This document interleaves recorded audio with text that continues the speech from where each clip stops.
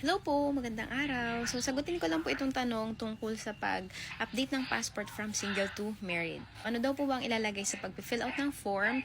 Yun bang new surname na o hindi pa?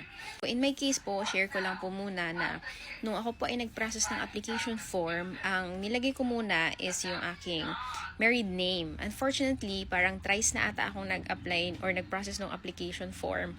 Hindi po siya nag-push through.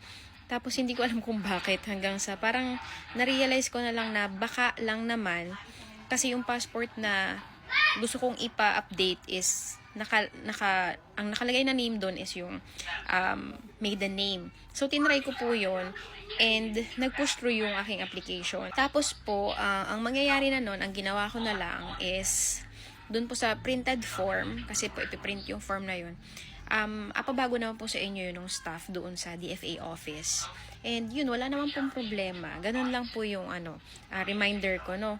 It's okay, print nyo lang po yung form and then bahala na po yung staff na magsabi doon kung or rather mag-instruct sa inyo na ilagay doon yung inyong married name. So, yun lang po. Sana po nakatulong. If you have any more questions, feel free to comment down po. And I hope kung kaya ko man po sagutin, I will try my best. Thank you!